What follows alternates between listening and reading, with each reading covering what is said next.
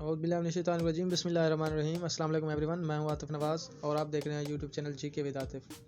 तो व्यूअर्स, ये federal public service commission का एएसएफ का इंस्पेक्टर का पेपर है जो कि सन 2000 का है। तो ये जो है ना एक सीरीज़ मैंने शुरू किया है, तो इंशाल्लाह अल्लाह पाक मुझे कामयाबी अता फरमाए। तो मैंने हर एक एमसीक्यूज़ को वन बाय वन मतलब मैंने उसको सर्च किया, उसके बाद जो है ना मैं उसको अब कवर किया, उसे देखा हर लिहाज से, तब जाके मैंने उसे जो है ना डिस्क्राइब भी किया है हर एक को वन बाय वन। तब जाके मैंने इसे जो है ना ये वीडियो अपलोड कर रहा हूँ, क्योंकि इसमें एमसीक्यू जो है ना टोटल 30 हैं। क्योंकि वीडियो लेंथी हो जाएगी तो इसलिए आप लोगों के लिए मुश्किल हो जाएगी, तो इस वजह से जो है ना मैंने इस वीडियो को इसमें एमसीक्यूज़ जो है ना 30 ही रखे हैं, शॉर्ट एमसीक्यूज़। तो इसके बाद जो है ना नेक्स्ट वीडियो होगी, शायद उसमें मैं को इंक्रीज़ कर दूँ। तो यहाँ पे फर्स्ट एमसीक्यू जो है, man is still a commodity in the labour market. तो ये जो है ना इसका राइट आंसर तो कमोडिटी है। तो कमोडिटी वो चीज़ होती है कि मतलब एक सामान के तौर पे इंसान को इस्तेमाल किया जाता है, सेल एंड परचेज़ के तौर पे, यानी कि एक मटेरियल या एक एग्रीकल्चर मटेरियल या कुछ ऐसा जिसे सेल एंड परचेज़ के तौर पर इस्तेमाल किया जाता हो। इंसान की जो है ना एक अहमियत इतनी ही है। ओके, नेक्स्ट है, only a team work in the country can to bring out a change in the existent circumstances. अच्छा, यहाँ पे टू ब्रिंग अबाउट लिखा हुआ है, क्योंकि ये जो है ना गलत है, इस तरह का फिक्रा होता नहीं है। तो ब्रिंग आउट होता है यानी कि निकालना। तो मेनली ऐसे होता है, टीम वर्क के सामने हमेशा ब्रिंग आउट ही लगता है। तो ये जो है ना इसका जो ऑप्शन है, आप इसे रेक्टिफाई कर लें। मज़ीद ये कि मैंने जो सर्च किया, जो देखा है, तो ब्रिंग आउट था, ब्रिंग अबाउट नहीं था। तो आप भी काइंडली इसे जो है ना कमेंट सेक्शन में मुझे बताइएगा कि ये ठीक है या गलत है। ओके, नेक्स्ट हमारे पास है, I think it used to be a good school but it has been rest on one's laurels for 20 years or so. अच्छा, ये जो लफ्ज़ इस्तेमाल हुआ है ना, लॉरेल्स, तो ये बेसिकली रेफर फॉर ऑनर के लिए इस्तेमाल होता है, यानी कि किसी इदारे की इज़्ज़त का जो बायस बने, या एक ऐसी चीज़ या एक ऐसा बंदा या कोई ऐसी, मतलब आप समझ लें कि फ़र्ज़ करें कि इदारा है जिसमें जो है ना मैथ के हवाले से काफ़ी जो है ना उसको मशहूर होता है, कोई टीचर होता है। तो मतलब वो एक टीचर जो है ना वो लॉरेल्स हो गया, मतलब कि एक ऐसी चीज़ जो किसी इदारे की या किसी भी मतलब आपके टीम की ऑनर की वजह बने, तो उसे लॉरेल्स कहा जाता है। फोर्थ हमारे पास, he is looking for someone to offer him glamorous well paid and demanding job but I think he is, यहाँ पे राइट ऑप्शन है क्राइंग फॉर द मून। तो क्राइंग फॉर द मून इसका मतलब है कि someone who is asking for something impossible, मतलब एक ऐसी चीज़ जो किसी के लिए मुमकिन भी ना हो, उस चीज़ के लिए फरियाद करना या उस चीज़ की डिमांड करना।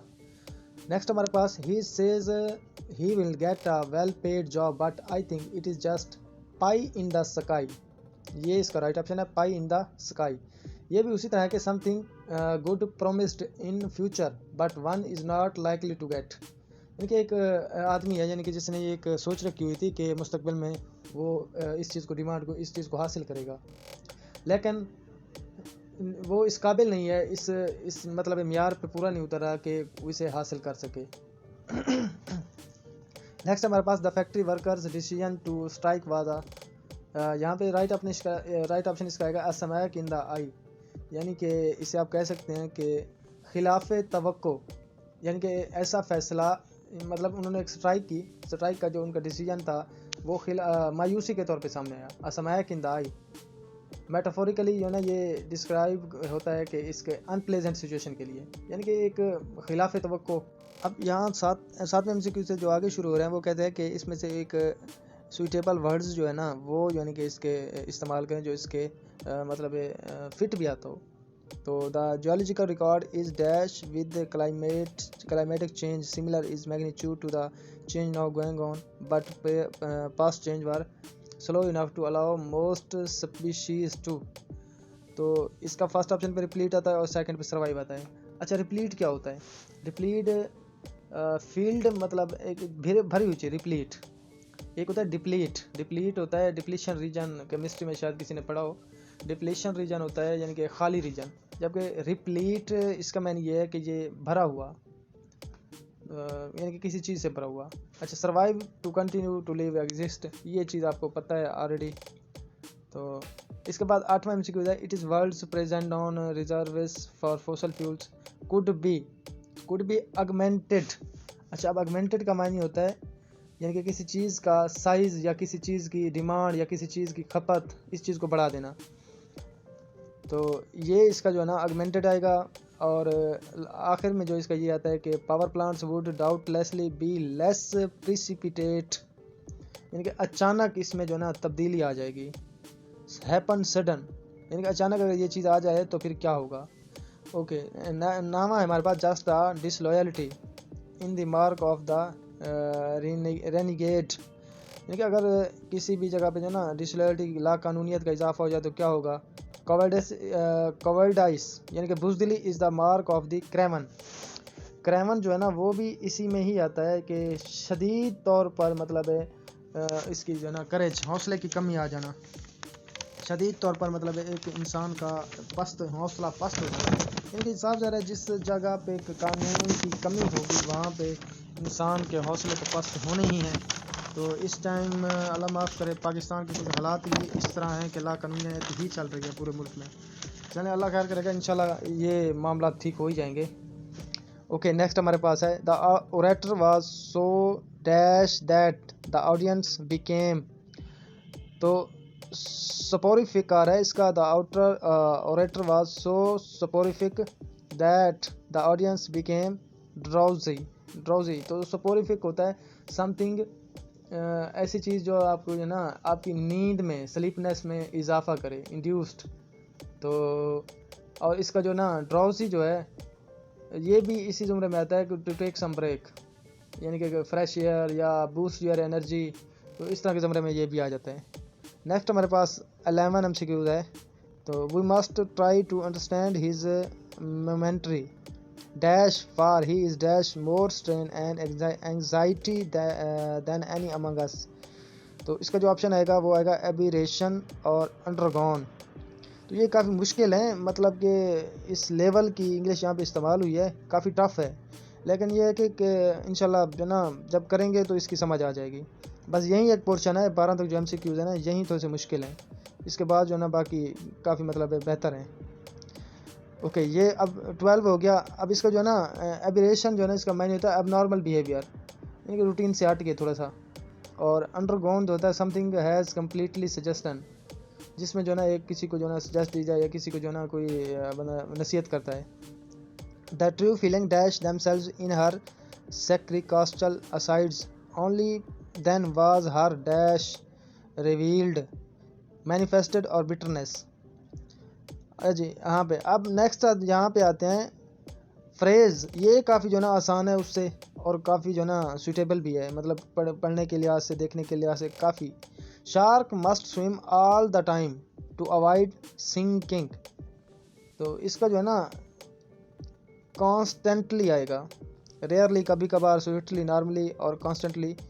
ऑल द टाइम मतलब constantly. Feeling irritable may be a side effect of too much medicine.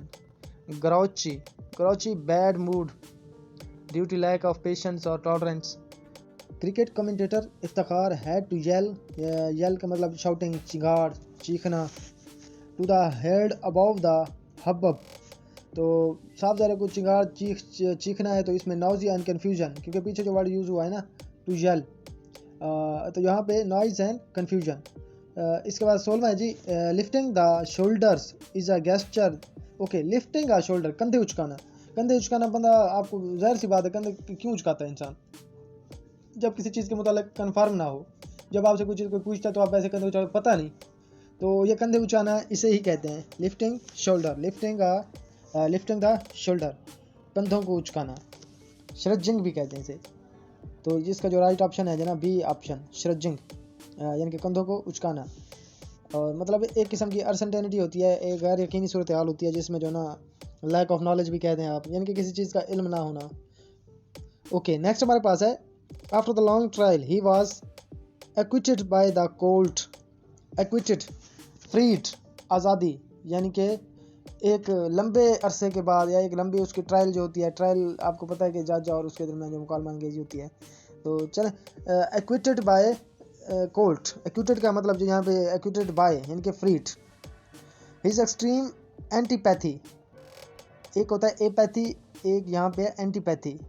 तो यहाँ पे जो वर्ड यूज़ हुआ है एंटीपैथी का, तो अवर्जन इसका आएगा, यानी कि स्ट्रांगली डिसलाइक और अवॉइड समथिंग, ये चीज़ आएगा, स्ट्रांगली डिसलाइक और अवॉइड समथिंग। ओके, नेक्स्ट जो है ना प्रेपोजिशन है यहाँ पे दो। तो my Lord, it is obvious that the witness is being intimated into remaining silent. और नेक्स्ट हमारे इसका है he was profoundly and physically infatuated with her. अच्छा, जो ये विद प्रपोजिशन है ना, किसी इंस्ट्रूमेंट के साथ ही लगता है, एसोसिएशन के साथ लगता है, बहुत सी चीज़ें होती हैं, यानी कि ये आप जो है ना प्रपोजिशन जब पढ़ेंगे फिक्स प्रपोजिशन भी होते हैं, तो वो आपको उस चीज़ की समझ आ जाएगी।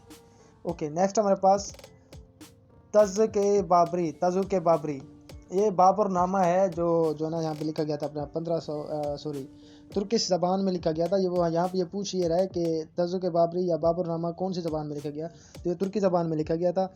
उस बाद में जो ना अब्दुल रहीम खान, इसका एक सोल्जर था जो बहराम खान का बेटा था, उसने इसका जो ना फ़ारसी में तर्जमा किया था। ये चीज़ भी आप साथ याद करें क्योंकि हो सकता है ये भी पूछी जाए। नेक्स्ट हमारे पास है मुंतखब तवारीख वाज रिटन बाय, तो अब्दुल कादिर बदवानी, ये जो है ना थे 16वीं सेंचुरी के स्कॉलर थे, फ़ारसी लिटरेचर से इनका ताल्लुक़ था। और मुंतखबुल तवारीख एक जो है ना इन्होंने इसकी जो है ना किताब थी, मशहूर थी, जिसमें उन्होंने मुग़ल बादशाहों के बारे में जो लिखा था।